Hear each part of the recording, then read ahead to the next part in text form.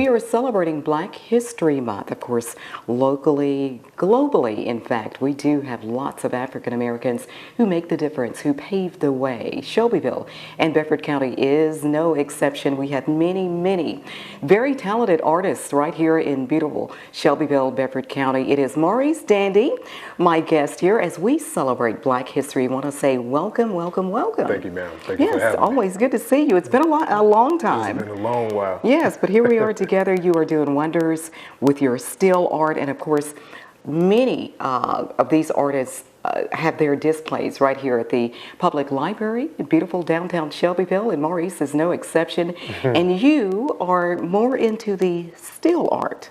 Yes, actually I use both mediums, but this particular piece, Farmer Jack and the Steel Hand, I made when I was attending out at Tennessee Technology Center. Wow. In class. Incredible. Incredible. I was just wanting to see if I could push my knowledge as far as what I do in wood, if I could apply the same thing in steel. Yes, and you did. And it succeeded. And you did. Let's roll it back, even before then and such.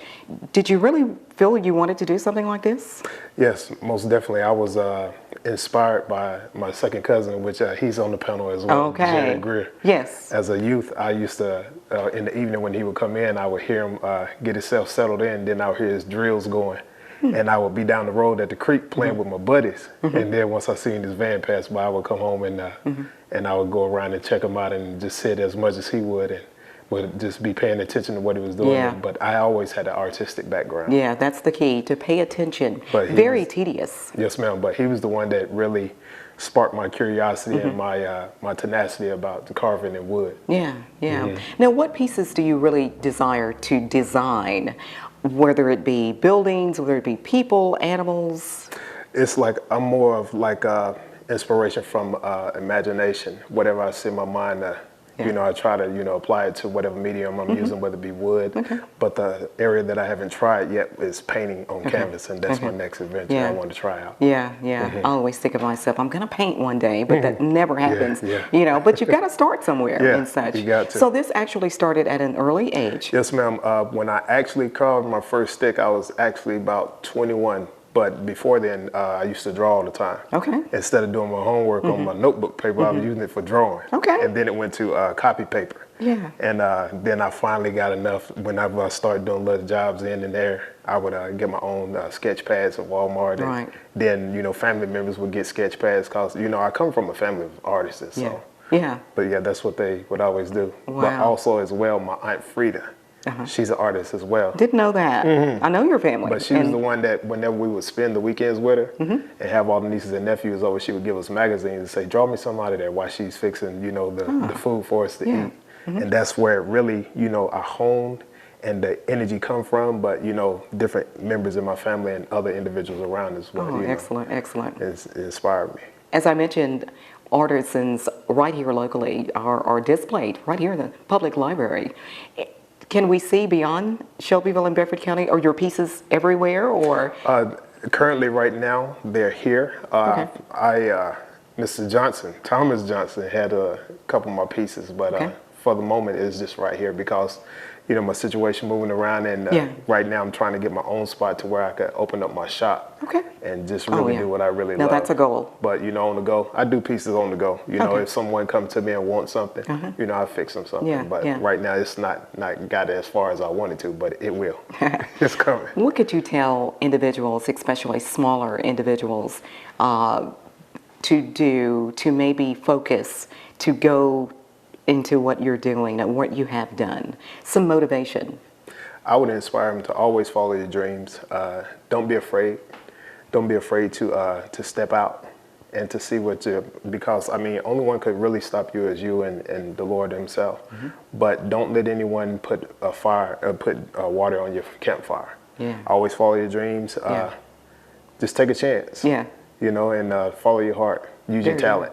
Because where you may think that you're not that good, you could inspire somebody else just by the effort that you do make. That's right. So always be willing to take a chance, and you'd be surprised who you inspire. Oh my goodness. And then next thing you know, this person that you never knew come to you like, when I saw your piece, it inspired me, and this is my work. You never know. Exactly. Yeah. Is there a particular piece that you're maybe in the back of your mind, you're thinking, one day this is going to happen? This is going to transpire? Actually, not exactly, but when I made the two pieces, as far as the still, the hand, and Farmer Jack came after the hand. But when I actually made the hand, I just, wanted to see if I could see what I could actually make, because this is a new class for one. Yeah. And I'm like, can I really make something out of steel that I do? And but it's whatever you put your mind to. Oh, absolutely. So you put forth the energy and time and effort, you're able to achieve whatever it is. There you go. So I surprised myself. I didn't know what I was going to make, but I said, well, let me try a hand. Yeah. Different, but look. Exactly. But I surprised myself when the way that it turned out. So, it's just to, put forth the effort and time and energy. Well, thank you so much for your time today. Yes, ma'am. Thank you for having me. It's beautiful. The steel art, it's different. I had no clue, this even existed. But I do encourage everyone to stop by the public library right here, just off the downtown square, Shelbyville. Take a look. It's a beautiful display. We're going to have many of those artists right here on this show as we continue to celebrate Black History Month. Thank you. Thank you, ma'am. It is Maurice Dandy. It's another segment of Let's Talk Shelbyville. We'll return right after this.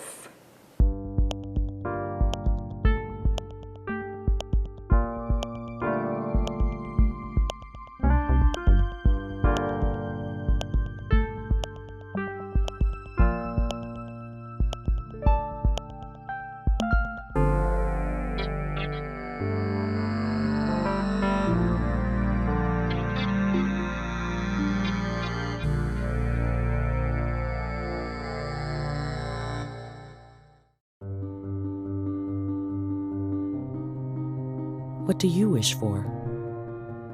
A nice life? Nice things? Or do you wish for something more? A sense of purpose? Do you wish to discover a cure? To write code that cracks an unsolvable question? To further our exploration into space? Or to invent something that changes everything right here on Earth? Well, if that's your wish, make yourself ready. Because when you look back, you'll see that you didn't just make wishes, you realized them.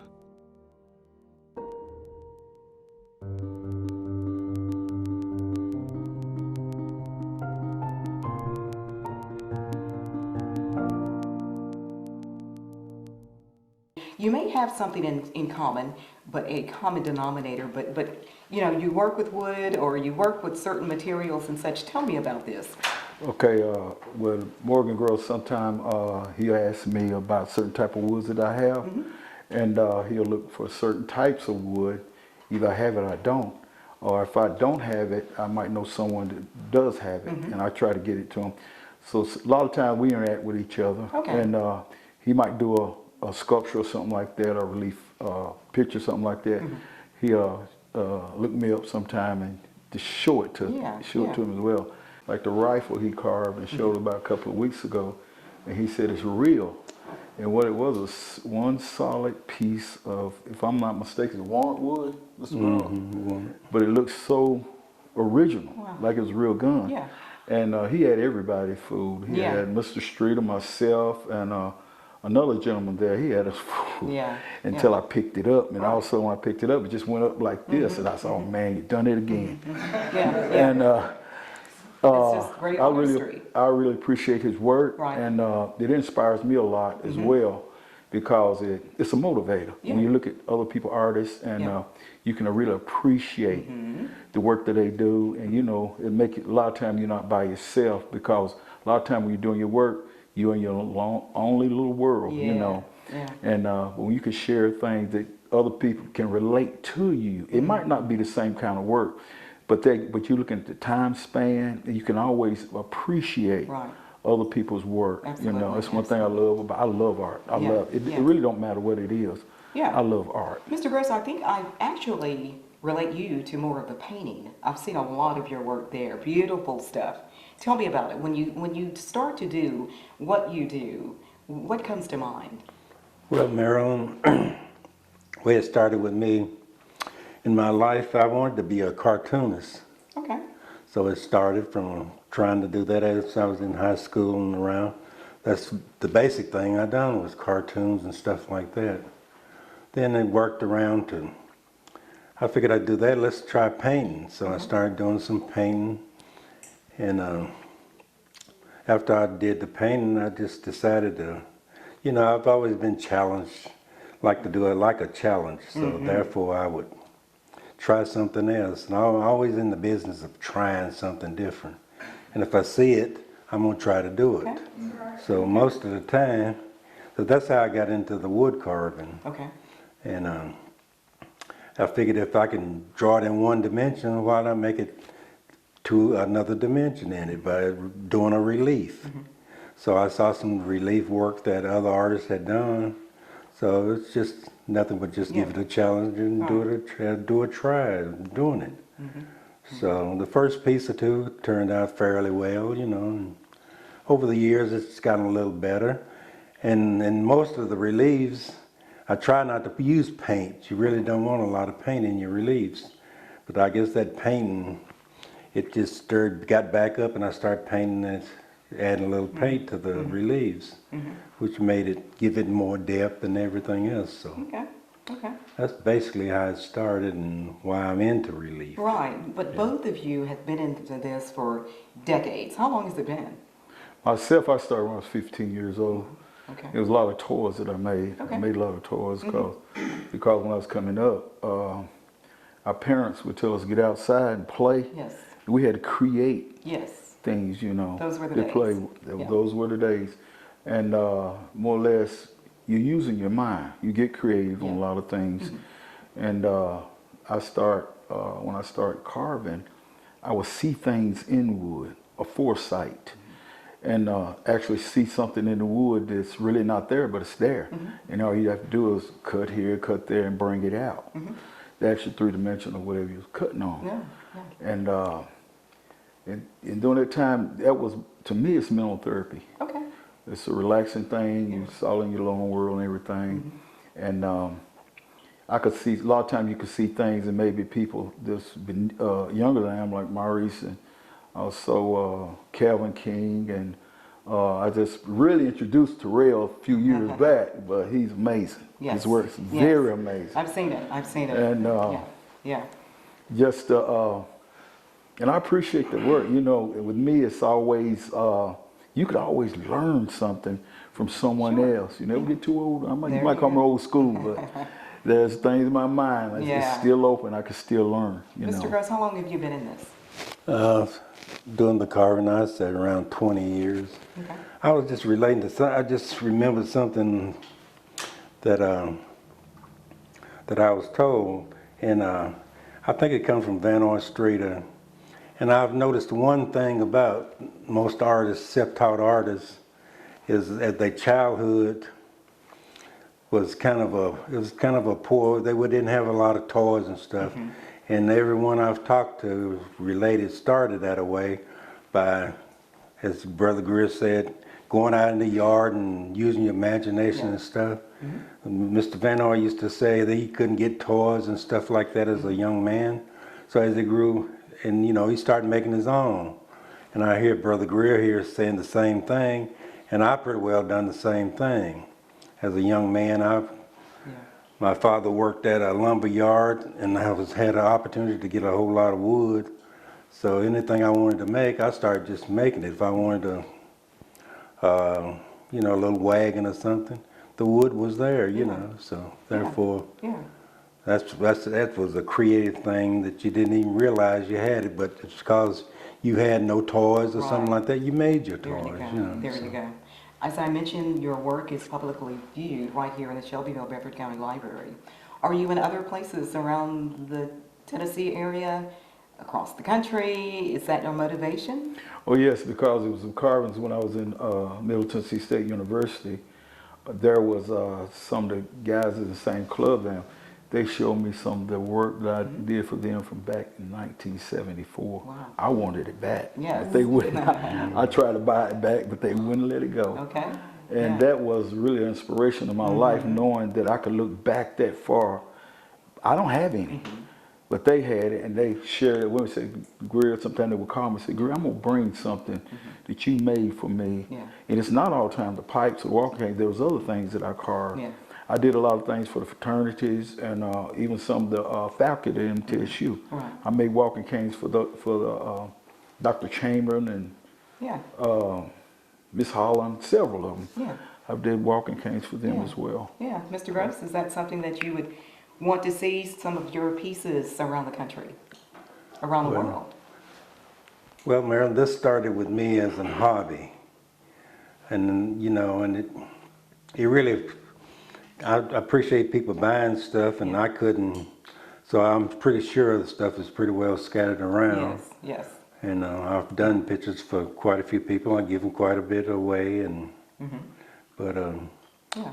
as far as it's I still have to go back to it's just a hobby with me, you know.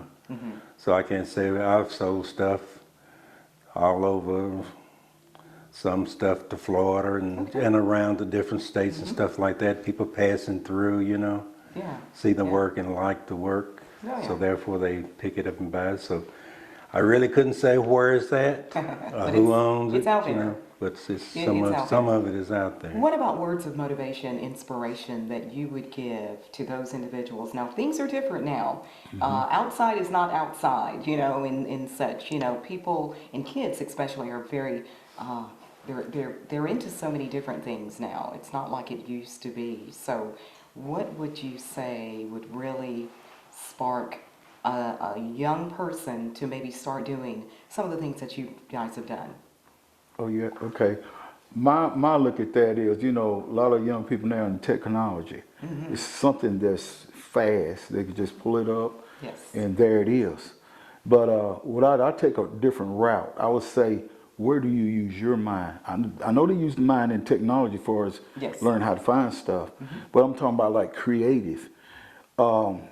When I was at Miller, I'm going back, Miller, then I'm going to relate back to what I was saying. Dr. Lionel Newell said somewhere along the lines that you asked me, he said, Jerry, you're not really following by the book. And I said, Dr. Newell, I'm more into creativity because I'm not into what someone else done, you know. And I created my own thing. He had a piece of my heart he had for 3 semesters. He said I had a very, and it was a totem pole, a small totem pole.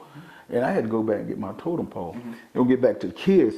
I try to use things or say things where it might be sometimes a little trivial to them, where they would have to think. Think about it. They have to think. Yeah. And that would be, I would say, what my avenues of trying to motivate young people. Yeah. Mr. Gross, pretty much the same? A little different now. Yeah, I know things are different now. Well, first I'd like to say is I like to see kids kind of slow down, get back into touch with what's going on in the community and the things, and to participate in some of these activities like the Black History programs and stuff. When they participate in those, they get to see some of the things that's gone on in the past that reflects on the future. And everything is not computers and the fast life. So I guess there's a lot of young talent out there that's doing what we do. Yeah. They do it in a different way.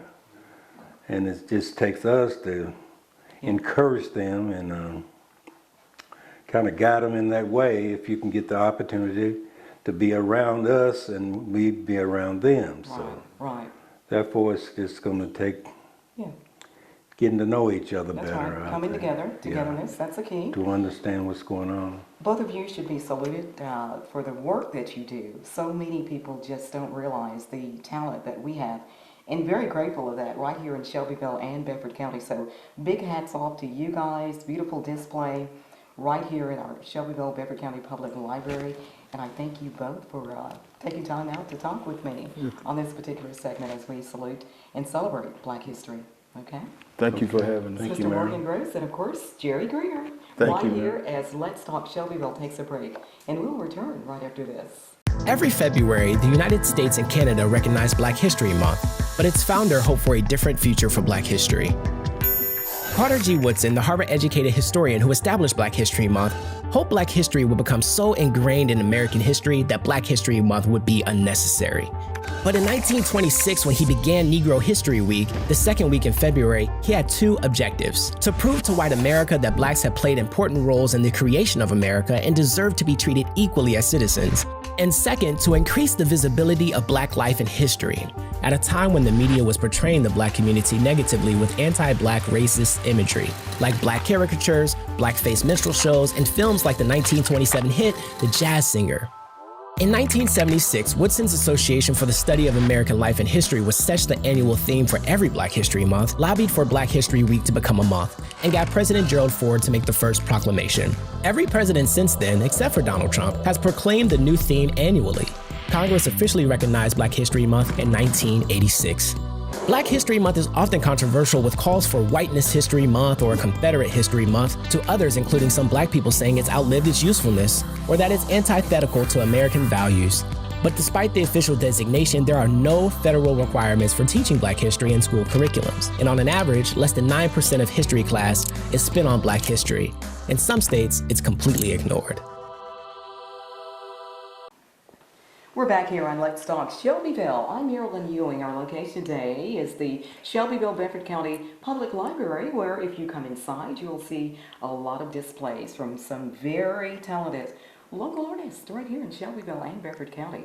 Calvin King to my extreme right, Terrell Johnson right here. Hello, welcome guys. How you doing? Yes, How you doing? yes. I was amazed when I came in this morning just to see for the first time the display of what you do. Your works are beautiful. Tell me about them. Your specific, I guess, zoom in, Calvin. What do you zoom in on? My gazebo. Okay. That's what I zoom in on. Okay. There was a challenge doing They're that. very tedious. I mean, they're real. I mean, it's just a miniature gazebo, or a little house, or something of that nature. Why that? Why would you zoom in on something like that? It just pops in my head, and I just go with it. Any particular type of wood? No, it's just anything I can find. Okay. Okay. How long have you been doing it? I guess about 10, 12 years, something like that. Wow, very tedious, as I said. I've seen a lot of Terrell's work. You do murals and paintings and such, and your imagination is out there. Tell me about it. I guess, kind of like Mr. Jerry said, I don't really want to fit in a box. Okay. So whenever there's a challenge, I'm going for it. I don't like hearing no. If I've never done it before, then I want to do it now. Okay. So that's just where my mind is. Yeah. A lot of people know me for a certain thing, and then by the time I really hone in on that, I'm on to the next one. So I want to touch every single art form there is. I'll be working with sand and glass and wood. I just hadn't made it around there yet. So eventually it'll get there. Is there one particular thing that comes to your mind, maybe hangs around in your head, that you want to grab, that you want to do, that you haven't just wrapped your entire mind around it yet? There isn't. Nothing. No. Nothing. I want to do art exhibitions where you see everything, the entire body of work. Now, what makes, when you're painting, and as some have said, your imagination is out there, it's kind of freedom, it's serenity and such. Where do you go with that? Or like how do I get the ideas? They just come. Yeah. Start out small, you have to have a base, and then you build from it. And you see where you can go and what you haven't seen. If everyone's used to straight lines, I want to do crooked lines.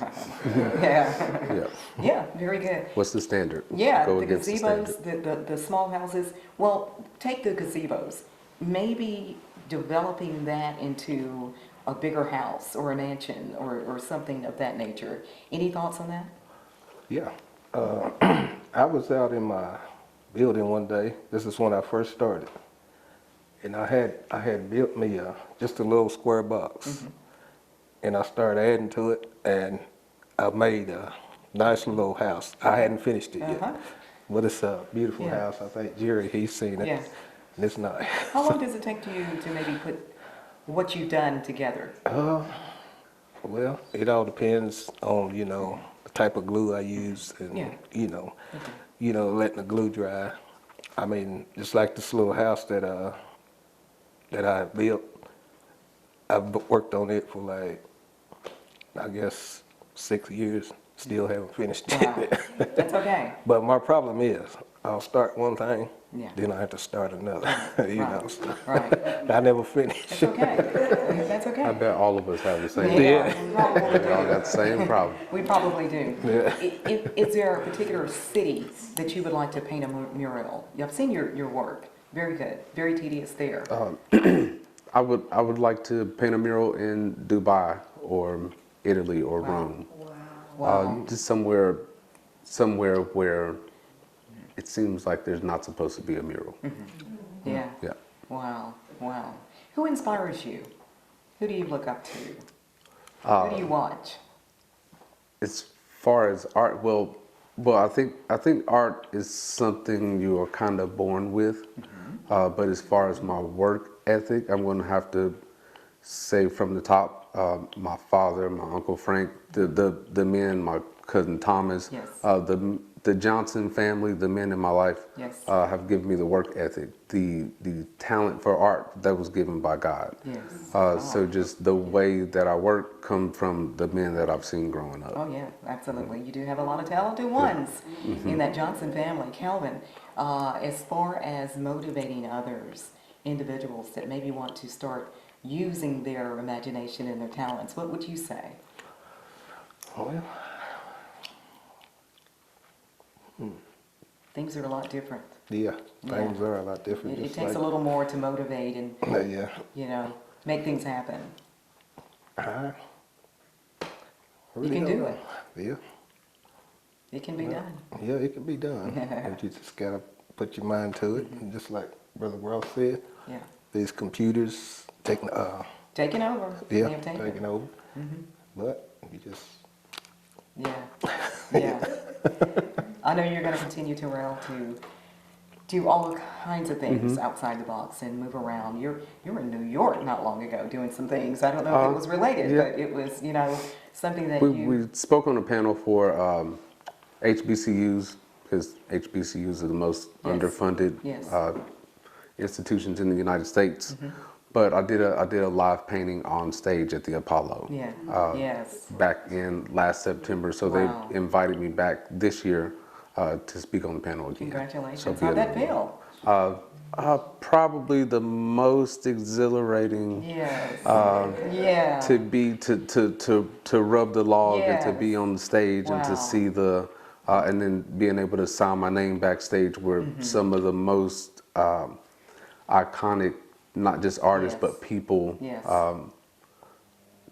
not even just African Americans, just a staple to our community. But there's been so many people. I was able to sign my name probably 15 times inside that building, wherever I could. So they Terrell Johnson, Bobby Johnson, Sketch Johnson is all over the Apollo. So I made sure. You've got it covered. I'll be back this year too. Yes. Well, congratulations. Congratulations. Thank you. Thank you both for being a part of the show, part of Black History, right here in Shelbyville and Bedford County. Of course, that means that you're a part of Black History, period, all across the country. It's an honor to globally be as well. mentioned. I'm pretty sure I'm the youngest in the crowd, but it's an honor to be mentioned with some of the people that have been whispered and being able to actually meet. Have you ever met Mr. Morgan or do you know Jerry Greer?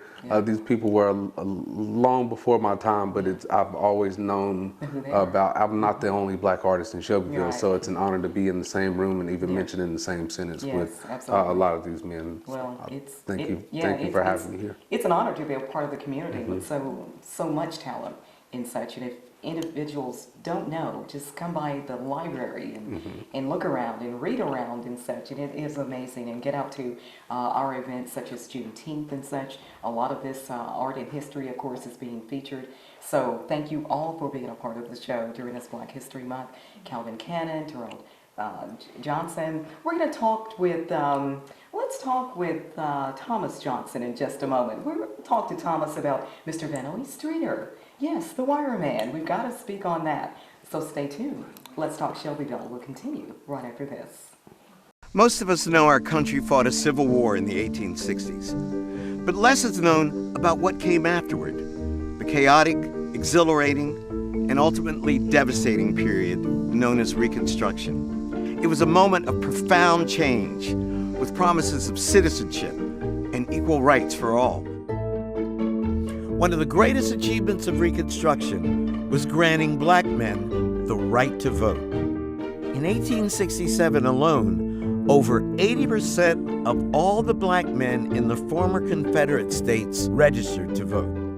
3 years later, Hiram Revels was elected the first black man to serve in the United States Senate, and Joseph Rainey became the first black United States congressman. Their election paved the way for more than 2,000 black office holders who served at every level of government during Reconstruction. There are not many moments in recorded human history where a group that was so subordinated would, within the space of a decade, actually be integrated into the highest echelons of political society. But the momentum wouldn't last. Black men's access to the ballot box, along with other key rights gained during Reconstruction, were rolled back systematically throughout the South. In 1875, near the end of Reconstruction, the 44th Congress included 7 black House members and a United States Senator.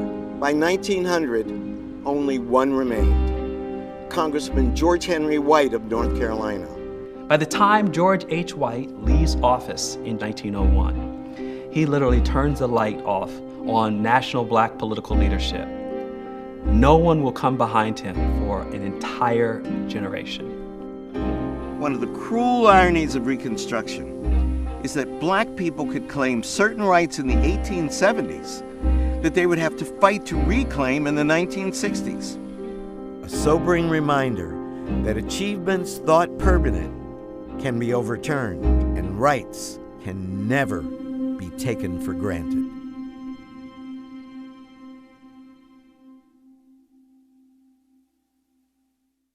We're back here on Let's Talk Shelbyville. As promised, it is Thomas Johnson, our guest on Let's Talk Shelbyville during this Black History segment. Our location is the Shelbyville Bedford County Public Library, as we have spoken with several local artists and very distinguished guests right here from the library. Thomas, it's a pleasure always to see you. Always a big pleasure to see you. I want to say thank you because you actually instigated this entire program. You have gathered up all of Shelbyville's finest. Well, I'm sure there's more, but these are the ones that showed up today. Yes. And I thank you for that because celebrating Black history is a must. Yes. And we started this back in the late 60s, and every time I may read a passage or something along the way, I find something I didn't know before. Right, I'm learning something all the time. And I learned that these artists are so unique in their own world and in their own ways. That display is lovely. It is. Yeah. It's very lovely. And I'm sure you're instrumental in all of this, so toot your horn. I don't have a horn to toot, but I do have someone that has been very, very, very instrumental in getting all of this together. That is Miss Rosie Bibb. She has been said, "Go, Thomas." I get a phone call every morning.